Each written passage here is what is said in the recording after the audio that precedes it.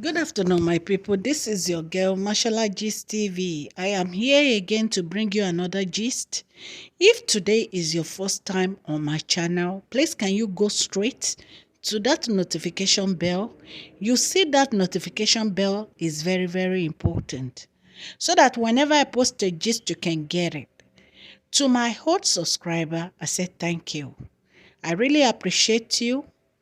Thank you so much for your love towards me. Thank you for watching my video. Thank you for subscribing it. God Almighty will bless you all. Ilé àti ọ̀nà yín ò ní bàjẹ́ o. Òkè òkè lọ́wọ́ yín máa máa lọ o. Ẹ ṣé mo dúpẹ́ o. Today's gist ni àǹtí wa wọ́n pariwo síta o. Àlẹ́jì ni o. Wọ́n pariwo síta o, wọ́n ní àwọn ò ní lọ sí olórí palace o, wípé àwọn ò máìndì káwọn fi nǹkan tán bá gbé sílẹ̀ fáwọn káwọn fi búra, wípé àwọn ò ní fi ọwọ́ kan ọmọ kábíyèsí, àwọn ò dẹ̀ ní ṣe nǹkan kan fún Queen Naomi.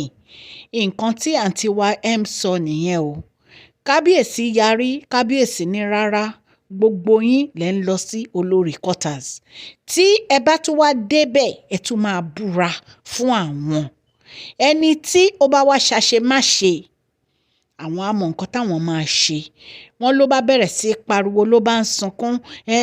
Ìgbà tán fẹ́ òun, inú ààfin náà fẹ́ òun sí, wọn ò fẹ́ òun sí olórí quarters. Òun ò lọ sí olórí quarters o. Inú palace ló máa wà o. Kàn jọ́ o. Nǹkan tán bá fẹ́ gbé kó ń fi búra, òun á fi búra. Òun ò níbi tó ń lọ o. Mariam, ẹ̀rín ẹ̀ dẹ̀ ń pa mí. Honestly, ẹ̀rín ẹ̀ ń pa mí. Kábíyèsí ní rárá o, kó kó ẹrù ẹ̀, kó gba olórí palace lọ, kó gba olórí quarters lọ, kò lè bá wọn gbé inú palace. Ṣé ẹ mọ̀ pé lánàá gist tí mo ṣe ní pé kábíyèsí ní kó tètè kẹrù ẹ̀, pé ìgbà tó lọ lọ test sí Queen Naomi, pé kán lọ fẹ́ kan nínú àwọn tó ń wá wọn kiri, tán fẹ́ wọn. Ṣé ẹ mọ̀ pé kábíyèsí ní kó kẹ́rù ẹ̀? Ṣé ẹ dẹ̀ mọ̀ pé wọ́n lé síta pẹ̀lú mọ́tò ẹ̀, pé kán gbé mọ́tò ẹ̀ síta. So kábíyèsí ti sọ fún un pé gbogbo wọn kán lọ sí olórí palace quarters o, pé kò sí ìkọ̀kan nínú wọn tó máa bá wọn gbé except olórí Rónkẹ́. Wọ́n ní bó ṣe bẹ̀rẹ̀ sí pariwo tó ń sunkún nìyẹn, dẹ̀ mọ̀ pé kò kí ń pẹ́ sunkún. Wọ́n ní bó ṣe bẹ̀rẹ̀ sí pariwo tó ń sunkún nìyẹn, pé nǹkan tó bá ní fún tó máa fi búra, òun á búra, òun ò ní fọwọ́ kan Queen Naomi, òun ò ní fọwọ́ kan ọmọ wọn, kán jọ òun ò lọ sólórí palace quarters o. Ìgbà tán fẹ́ òun, inú palace ni wọ́n fẹ́ òun sí, òun ò lọ́bi kankan o. Èyí tá tún gbọ́ tí Mariam tún ṣe nìyẹn o. Wọ́n ní ló ń pe àwọn elder, wípé nǹkan tán bá ní kán gbé wá, òun á fi búra.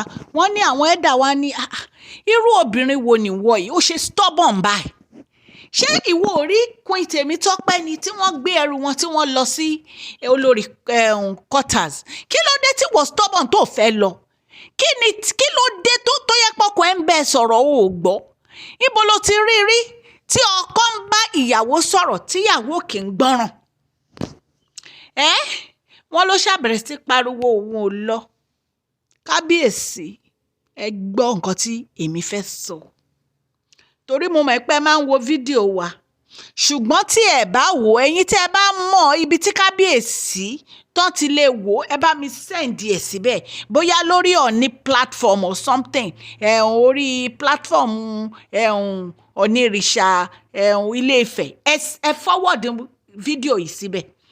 Mariam, kábíyèsí, nǹkan tẹ́ ẹ máa ṣe ni, tí ò bá ti lọ sí olórí quarters, ẹ divorce ẹ. Ẹ má bá rojọ́, ẹ má bá fa wàhálà, ẹ divorce ẹ. Because kí ni ó mì pé ó ní nǹkan kan tó fẹ́ ṣe nínú palace yẹn nìyẹn.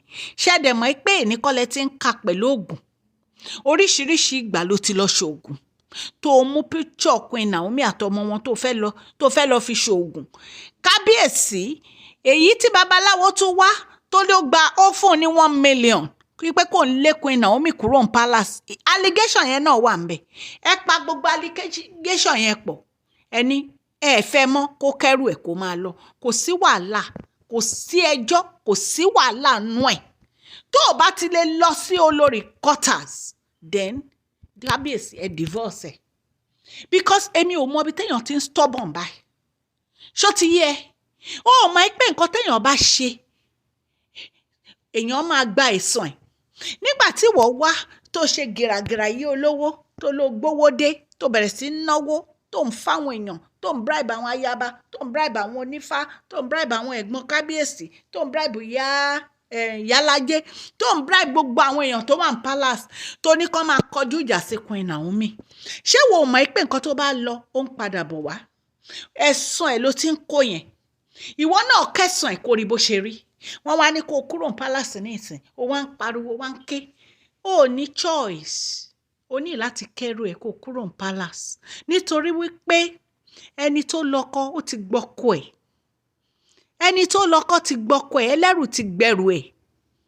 I don't know why some of these women are so wicked. You are so selfish. Ara ẹnìkan ló mọ̀ ó rò tẹlòmíì ní nǹkan tó mọ̀ ní kó máa ọ̀tọ̀ ọmọ ẹnìkejì ẹ kó máa pọ̀ ọmọ ẹnìkejì ẹ lẹ́kún.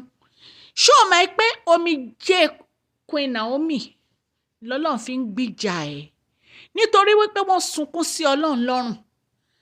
Nǹkan ṣé o rí nǹkan tó pí ẹ ní ìsìn tètè kó ẹrù ẹ kó tó dípò tẹ́ tètè kó kíákíá kó tó dípò tẹ́. Gist ta tó mú wá nìyí èmi ọmọ yín náà ni o Mashola Gist TV etí tẹ́ fi ń gbọ́ mi kò ní di o ọwọ́ tẹ́ fi ń tẹ notification ọwọ́ yẹn Ọlọ́run á bá mi bless ẹ̀ fún yín o ní agbára Ọlọ́run.